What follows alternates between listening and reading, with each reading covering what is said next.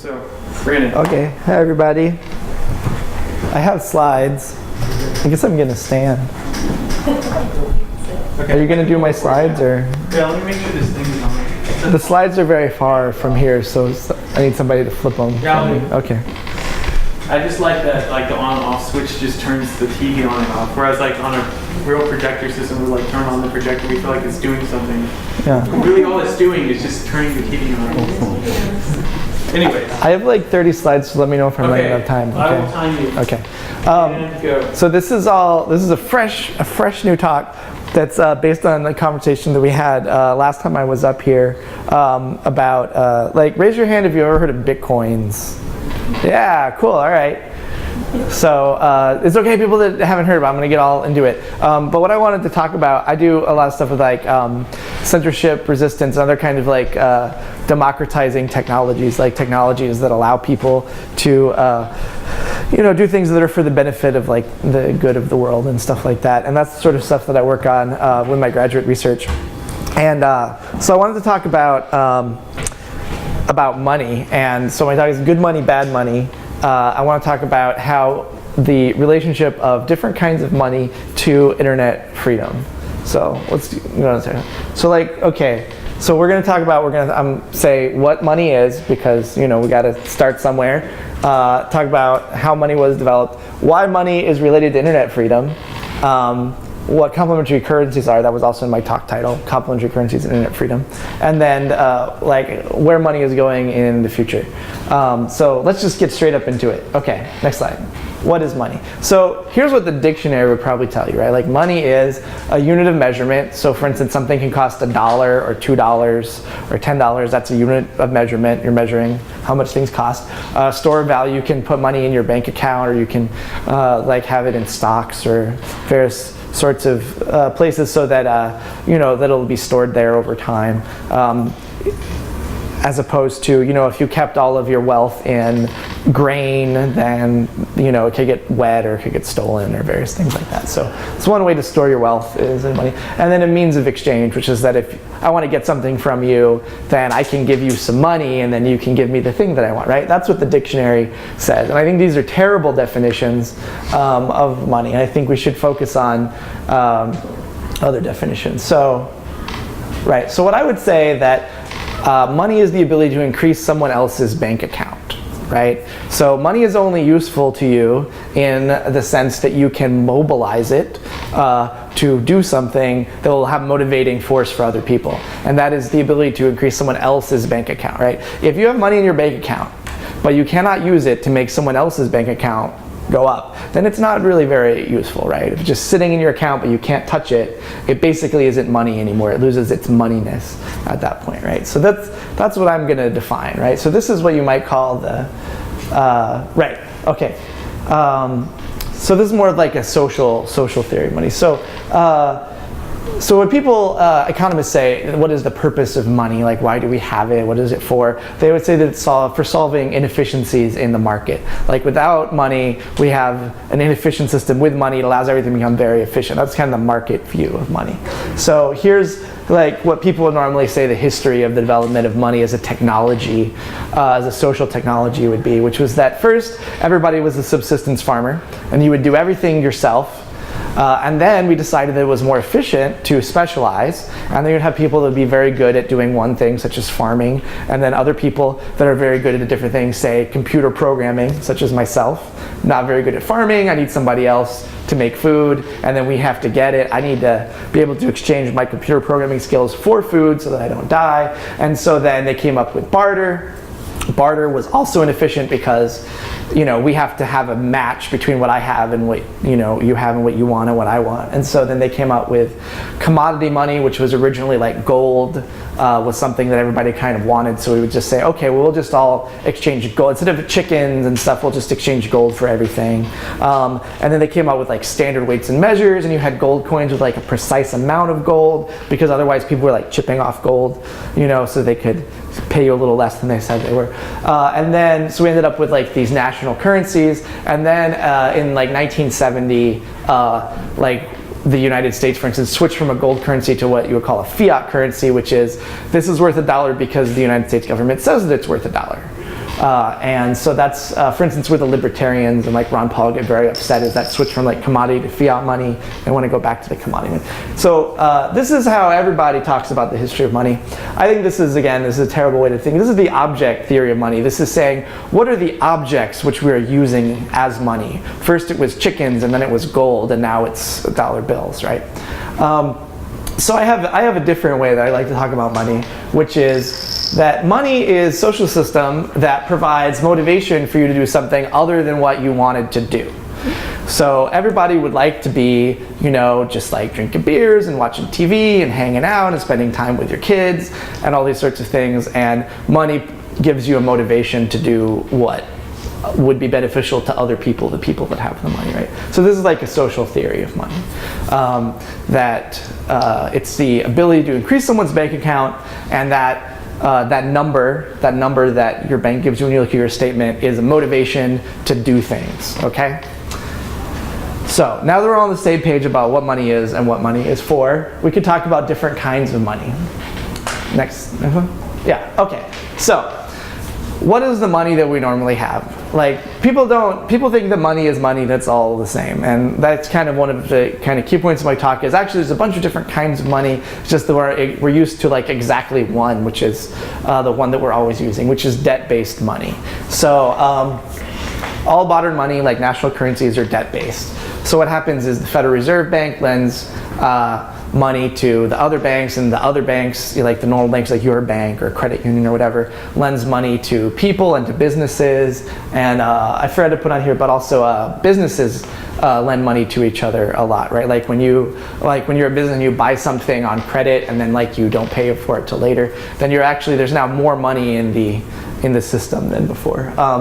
But so all money is created through lending, and all debts carry interest, right? So that means that all money, all of the national currency, is always interest bearing. Like even if you, for instance, like when you get paid to do something, you think of that as not being, not having interest related. Somebody somewhere borrowed that money in order to give it to you, and they're going to want to pay it back with interest. So all money is interest bearing in this sense. So there's always less of it. So this is what I would say would be a bad type of money for various reasons. So you have all of these different sorts of fees. Now remember, money is the ability to increase someone else's bank account. So when you go to the ATM and you get out $20 and they charge you $4, that means that your $24 only gave you $20 of the ability to actually increase someone else's bank account, right? That $4 is friction in the system, which is dissipated, right?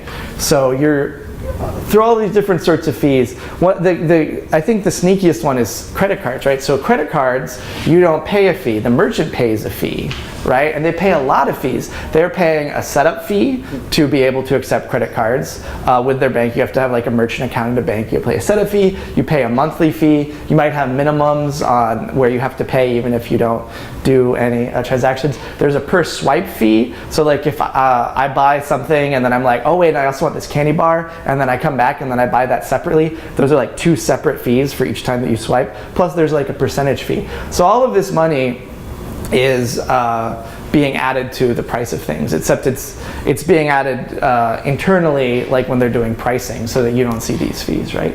So right, so there's all this friction, and it's all this friction in all of our monetary transactions is going to the banks, and this has this centralizing effect, which is that all monetary transactions that are happening using debt-based currency is essentially funneling more and more money to the banks. And so why is this bad, right? So, so the net effect of all of this friction is that money is worth less, both just when it's sitting in your bank account, it's worth less over time, and also every time you use it, you lose a little bit, which means that it's now worth less than it was before.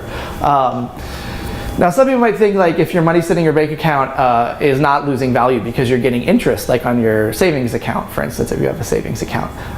But the thing is that those are actually usually negative real rates if you compare to inflation, because bank interest rates are not greater than inflation. So you're actually losing money even if it's just sitting there.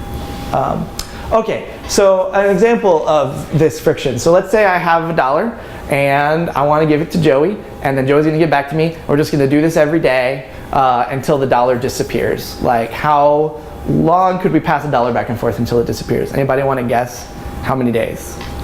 We just pass $1 back and forth over the internet. How many times are you passing it per day? Just once a day. Just once a day. Like, you know, like maybe like Joey gets me like a soda and I want to give him $1, and the next day I get him a soda, he wants to give me back the $1. We're just keeping track so that he doesn't just always buy me sodas. Wouldn't you say you guys lost the first time? Maybe you're exchanging it for the good? No, this is just, we're just passing it back and forth. Like, So like with fees, like I owe him $1, so I'm gonna like give it one, and then he owes me $1, so he's gonna give it back, right? transaction fees? Transaction fees and all that sort of stuff. Oh, On the internet? Yeah, on the internet. We're passing it back and forth over the internet. From like, let's say I fund it with a credit card. It's usually like 3% off per transaction, minimally. Right. All right, let's flip the next slide. I'll show you the answer that I came up with. So PayPal is going to be 2.9% plus 30 cents. So that's 3 transactions, and then it's gone. Its dollar is totally evaporated. Anybody have any objection? I have, you know, if you think that this is a bad, like a specious sort of estimate, I will happily address any objections to my math. No, everybody is good? Yeah, okay. I just want to, wait, go back one. okay. I just want to demonstrate that friction is real, and especially for low amounts of payments. It's like really hard to pass $1 back and forth over the internet because these transaction fees are, you know, these fixed transaction fees. 30 cents is like a third of $1, you know? So for instance, people come up with ideas like micropayments. Like, we'll do webcomics will be funded by every time you view a webcomic, then it costs you a penny. Impossible to do, because the transaction fees are greater than 1 penny, so you can never even transact a penny back and forth, right? And people just take this for granted. This is a feature of our monetary system, of the money we use and the way that we transact money online. This is a feature. It's a bad feature. We don't have to just accept it because this is something that we invented, right? This is technology that we invented that should be of value to us and to society, right? So let's talk about internet freedom. Okay, so money is the ability to increase someone else's bank account, minus, of course, all of the fees that go to continuously fund the banks.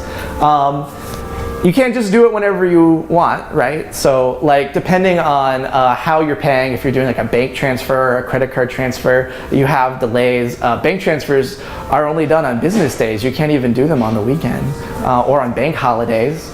To me, this is not a good system.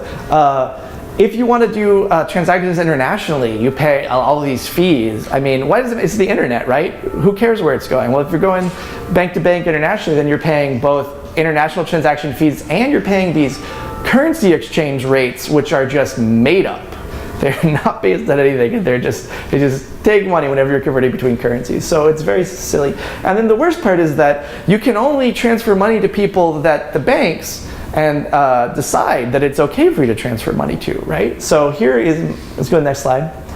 Here's my example. So WikiLeaks, since 2010, credit card companies have had a blockade. You cannot give money to WikiLeaks, okay? They have had court cases. They have won, saying that that is not okay and that you should be able to give money to WikiLeaks. But they just say, we don't care, we're not gonna allow it. Now, you can be for or against WikiLeaks. That's not the point. The point is, should banks be deciding legislation? Like, should banks be deciding what the law is rather than the court? Should they be deciding who you can give money to? I would say no, because we think of banks as being politically neutral, right? And money as an instrument and as a technology as being politically neutral. But because money has this centralizing effect, the particular kind of money we use has this centralizing effect, everybody does everything with credit cards online, right? That's like how you transact money. And the credit card companies, which are really just banks, are saying, we're going to decide who you can give money to. So this has effects on internet freedom. So yeah, let's go to the next one. Okay, so if you go to the WikiLeaks website and you want to give them some money, here is how you can do it. So first, you can donate through proxies. So there's some other organizations, like the Freedom of the Press Foundation was founded specifically. They give money to a bunch of different people, and when you give them your money, they kind of shuffle around and they give it to these different people, so that, for instance, you won't have people come into your door saying, we saw that you gave money to WikiLeaks. What's up with that? And there has been some evidence of this, especially in the, like with the occupation movement. Some documents have come out that say that the banks specifically were like tracking people that gave money to the occupation movement. And again, it's like, it's not about politics, it's about should the banks be getting involved in this sort of thing. So there's these couple of different kind of other organizations. You give them money and then they can give the money to WikiLeaks. You can also buy things from WikiLeaks, like they have, you know, like t-shirts and stuff, and then a bunch of musicians made a Beat the Blockade CD, like compilation, that they just donated songs, and you can buy that. Then there's Flatter, which is actually from the guys from the Pirate Bay. They made this cool service where you basically like pledge, like, I'm gonna give $10 a month to stuff I like. And then it tracks stuff that you like. Whenever you're on a website, you can like click this button and you're like, hey, I like this. And it'll keep track of that, and then when the month comes around and you want to donate $10, it'll split it up according to what things you said that you liked during the month. So this does kind of the micropayment sort of idea. And it's automated, so you can, you know, just say, I always want to give exactly this amount, right? And then the last one is Bitcoin, and that's the one that I want to talk about. So Bitcoin is interesting in that it is the only alternative way to pay WikiLeaks, which is actually a separate currency, which has specifically been constructed to be a different kind of money that doesn't have these bad characteristics. Okay, next. Okay, so complementary currencies is what I want to talk about as an alternative to like US dollars or whatever. So complementary currencies are just currencies that have been created to be used in addition to like a national currency. So they used to call them alternative currencies, but you can't actually ever switch to one of these currencies entirely because you need to interact with just, you know, like normal everyday people that want to use US dollars. You're going to pay your rent in US dollars, you have to pay your taxes in US dollars. Complementary currencies are meant to be used, you know, in addition. And the great thing though is that since these are different money technologies, they don't have to be based on debt money. There's other models for how money can work that you can use. There's several models. So let's go to the next one. Okay, so some examples are, so like there's barter exchange networks. There's actually one in San Antonio. So barter exchange networks, they're not actually barter. What we're gonna do is we're gonna say, okay, we're a bunch of businesses. We're going to exchange services at their normal cash value. Like, I have an ad agency and you have a catering business, and these are both service-based. We're gonna charge each other the normal rates, but instead of exchanging dollars, we're gonna exchange this kind of internal currency to like the San Antonio barter exchange network.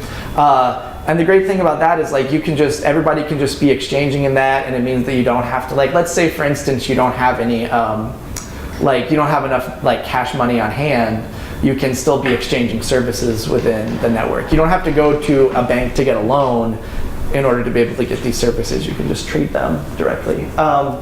And Austin doesn't have one of those, but San Antonio does. So I think that's a cool thing going to San Antonio.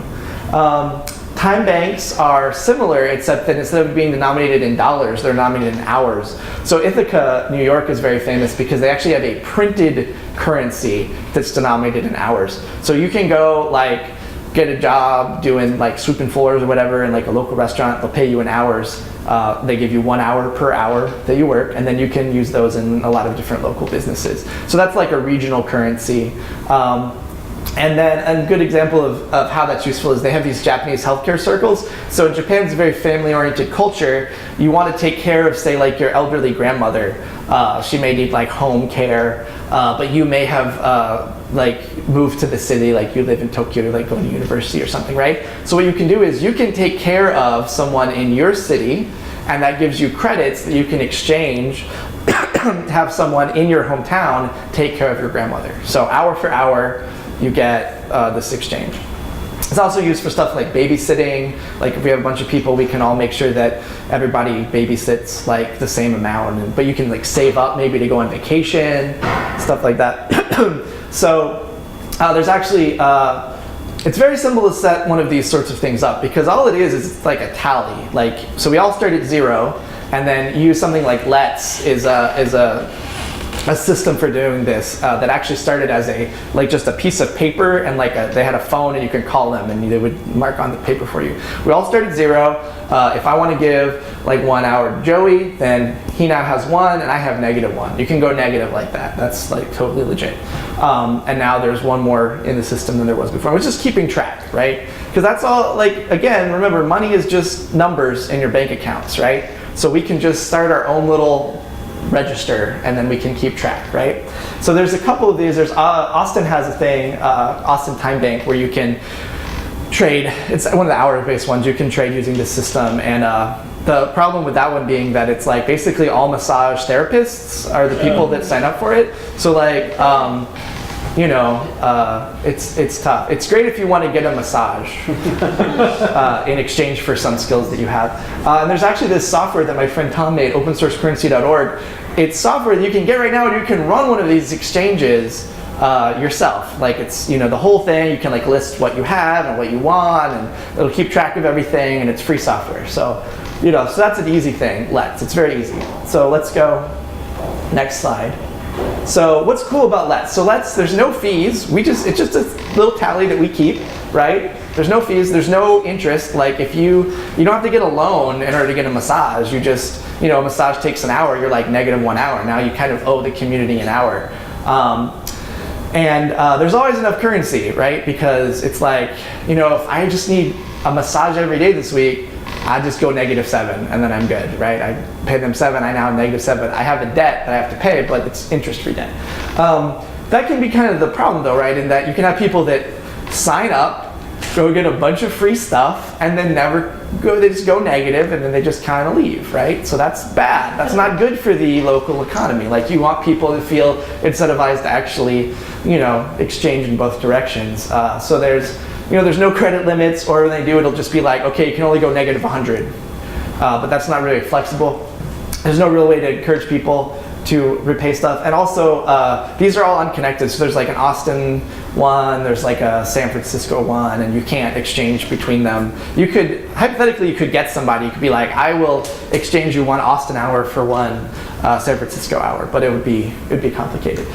So, it's an alternative. And this is money in the exact same sense that dollars are money.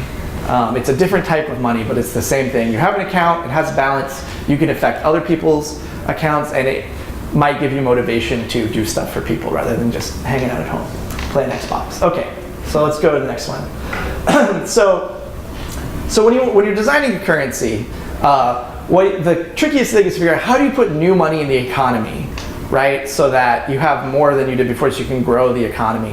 In the banking system, the banks lend it. So for our economy to grow, people have to get mortgages and auto loans and student loans. That's how our economy grows. It's people taking on debt because we have a debt-based money. And in fact, most people in America have negative real value. They have more debt than they have money in their bank account and assets. And so that's why we have these debt crises sometimes. You want to pay for infrastructure. You want to figure out, all right, how do we actually run this system? And if it's computerized, we need servers. If it's a piece of paper and a phone, we need a piece of paper and a phone. Who's going to pay for that? And then, to me, ideally, you would avoid centralization, because if you don't have centralization, you can't have a blockade against WikiLeaks. And you want to avoid friction, because I personally feel that it's bad that when you exchange money back and forth, it disappears. So if you could avoid that, that would be good. So these are the criteria for a currency. So next slide. So so the way you introduce new money is just whenever I spend money and I go negative, now there's more money than there was before. We all start at 0, there's no money in the economy. As soon as people start spending, then there's more, and there's more, and there's more. You want to kind of regulate though. Infrastructure is just volunteers are doing it. Nobody's paying for the infrastructure. If you want to run opensourcecurrency.org, you got to have a server that somebody has to run it on. Avoiding centralization, it's central in the sense that somebody's got to run the server, but each region has their own one. And then friction, there's no fees, so it's totally frictionless. So it's pretty good, but let's go to the next one. So I want to talk about Bitcoin. Bitcoin is very interesting in the way it decided to solve these particular problems. So Bitcoin is trying to pretend to be a commodity-based currency. It's trying to pretend to be gold, but it's purely digital. But it's trying to have a digital good that is similar to gold. They have kind of these anarchist libertarian sort of values or whatever. So how do we introduce new money? So there's these people called miners, and anybody can become a miner. Everybody right now, you can go home, you can run some software on your computer, you can start mining. Now mining is very competitive these days, so you probably won't make any money at mining unless you really want to go pro. There's whole wiki guides on like how to buy cool hardware to be a good miner. We'll get into mining in a minute, but the important thing is miners, who are these people that are running this mining software, that's where the money comes from. Miners mine Bitcoins just like miners mine gold, right? So these people are being rewarded for doing it. They're also running the infrastructure, and this is a tricky thing in Bitcoins. Like all these people that are running this software on their computer, that's actually the Bitcoin transaction network. So whenever you're like trying to pay with something with a Bitcoin, it actually goes to some miner somewhere. They mine some stuff, and then at the same time they like commit your transaction. And they're like, okay, fine, transactions, cool, whatever. I gotta make some money doing this mining, right? So they're donating their computing resources, hoping to get these rewards, and because of that, they're volunteering to run it. So it basically runs itself. It's kind of slipped that way. It's totally peer-to-peer. Anybody can I actually have it running on my phone right now, so I can do Bitcoin transactions on my phone. It's pretty cool. Anybody can just join at any point. No one can ever control it. It's totally peer-to-peer. And there are fees, there are mining fees, but they're market-based. Like you attach a fee to your payment so that miners will grab it and be like, oh, I want to do that transaction right there because that's got a fee attached to it and I want that fee. So it's market-based, and it's only per transaction. There's no percentages, there's no monthly, there's no yearly, there's no ATM fees or anything like that, right? It's just, in fact, you can not even attach a fee, but it'll just take a while. Someone will just have to, out of the kindness of their heart, being like, I guess I'll go ahead and mine that transaction. If you put a big fee, it'll like get snatched up immediately. Okay, so that's Bitcoin. So let's talk a little bit more about, well, what is Bitcoin? So Bitcoin, what I call it is a consensus bank. So the whole point of banks is banks have an agreement that I can use my account to affect your account even though you have a different bank, and we're going to do that mainly one-to-one minus fees, right? In the olden days, the way that you would give someone property is you would get everybody in town together and you would say, hey everybody, I am giving Joey this property, he now owns it. And everyone would be like, okay. And if anybody asked you like, whose land is this? They'd be like, oh, that used to be Brandon's, but it's Joey's now. Right? That's how they used to do it. Like everybody just knew who owned everything, and we all agreed, right? So that's what Bitcoin does. Bitcoin is a way that we can all agree who has how many Bitcoins. And everybody knows who has how many Bitcoins. So like if I give Joey some Bitcoins, everybody sees that I gave him, and now everybody knows that he has them and I don't have them. We don't need a central guy to keep track of this. Like everybody's in on it.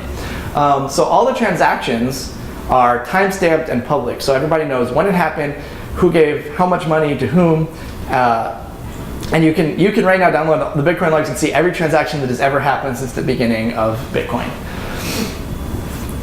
And I guess we already talked about the miners, and miners provide this infrastructure because they're trying to get free Bitcoins. And the reason is because you can sell those free Bitcoins on the market for dollars, and you can buy, I've heard of stories about people buying houses and cars and stuff from just having really good Bitcoin mining rigs at the beginning and then making a lot of Bitcoins and then selling them as the price went up. Because the price is totally market determined. So like I bought a Bitcoin the other day. I have a little widget on my phone that tells me how much Bitcoin's worth. I bought a Bitcoin like 2 months ago for $14. Right now, $29.79 is how much Bitcoins are selling for. So I could sell that and I could make my money back. And if I had a time machine, I could go back and buy 2 Bitcoins. I don't, so. Working on it. Right. Okay, so that's kind of the basic ideas of Bitcoin. Let's go into some more details. Okay, Bitcoin mining.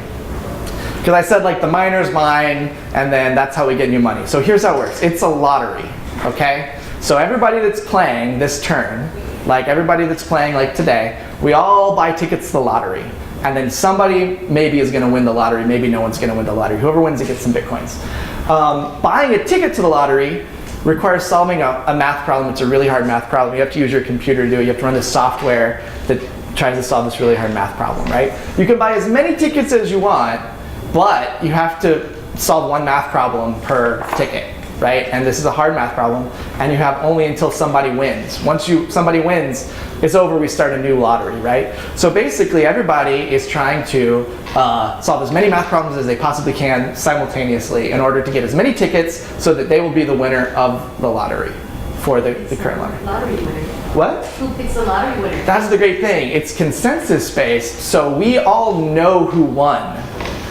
And I can get into the math. I have a slide if we want to get to it with the math, but I figured I'll try to. But that's the beauty of the math problem, is that once someone posts the answer, we're all like, yeah, that's the answer. You won. We all agree that you get like 50 Bitcoins or whatever. So it used to be whoever solves it first correctly gets the money, and then we start a new math problem that is based on the old one. So you can't like get ahead. Everyone has to throw out what they're doing and start over. And here's the best part: the difficulty of the math problem is based on how many Bitcoins have been generated lately. So what happens is everybody was running the software on their computer, right? And then they were generating too many Bitcoins, so it said, okay, we're gonna make it harder. So now it's like kind of hard to use your computer to get a Bitcoin. So you can use your graphics card, they have GPUs, and you can do like this parallel computing thing on them. So people started using using the graphics card. They have this new software, they use graphics cards. And now that's the standard, because that's how hard they set the math problem. So that now if you're trying to just use your computer, well, if you don't have a graphics card, forget about it, you're never gonna win, right? Then people started building these specialty rigs with lots of graphics cards in them and doing like 10 times as much, right? So then they set the difficulty to that level. And now if you don't have a specially built computer, and this is actually part of, I think, the marketability is, nerds had a reason to build super powerful computers and actually make money off of it, especially if you're a system administrator, like of a lab, like you have a cluster or something. I guarantee every system administrator has a secret Bitcoin mining operation that you don't know about. Just ask them. If you know anybody that is like runs a lab or something, be like, so, how many Bitcoins are you mining, you know? Now they're actually coming out with custom hardware that's going to be expensive, but it's going to be faster than anything you can do with a normal computer. So you're going to have to buy the custom hardware, because here's the thing: once one person gets that and they start churning out stuff at that rate, it's going to reset the difficulty of the math problem, so that's how hard it is. And now people using GPU arrays are going to never win, right? So it's going to be, so that's the thing. So it's always a set amount of currency is being generated because people keep trying harder and harder and harder to get an edge, and then it just resets the difficulty. But who makes the math problem? We all agree, right? So there's a piece of software that we all run, and it looks at the log of transactions and sees how many have been made lately, and then we all agree to reset the difficulty. Yeah. In software, right? In the software. The software automatically, that if you're running it and I'm running it, it will automatically be like, oh wait, too many Bitcoins, new problem is harder. So we all agree on the problem, and we all agree on the difficulty of the problem when we agree on the problem. You got about 12, 15 minutes. Yeah, okay, I can get through it. All right, next one. Okay, so the thing is that this allows, as the economy grows, it allows us to introduce new Bitcoins, right? Because the bigger the market is for Bitcoins, the more they're worth to sell on Craigslist, which means that the more, that's actually how you get them. You get them on, you find a guy that has some, either he has a mining rig or he knows a guy or something. And then the more people will start mining, and so like basically the more people want Bitcoins, the more Bitcoins there will be. And then also it provides this infrastructure. So like if you want to actually buy or sell something on the network, some miner somewhere has to grab your thing and commit it to the global log. So so that's what mining's for. So next, okay. So why is Bitcoin good? The fees are very low. They're like fractions of a penny, because being not based on dollars, like you can have like a millionth of a penny. That's totally legit, right? So they're very small. Bitcoins tend to increase in value because there's never enough of them for what people want to do with them. So like for instance, I made $15 just holding onto a Bitcoin for a couple of months.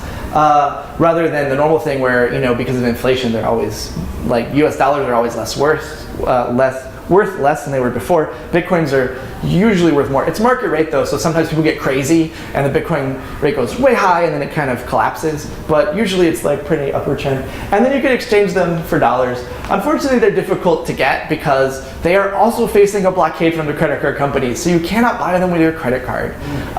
You have to find a guy that has some on Craigslist or whatever and get them. There's actually one good site which will let you buy them with like a bank transfer. It takes like a week to get your Bitcoins, but it's pretty easy. It's called Coinbase.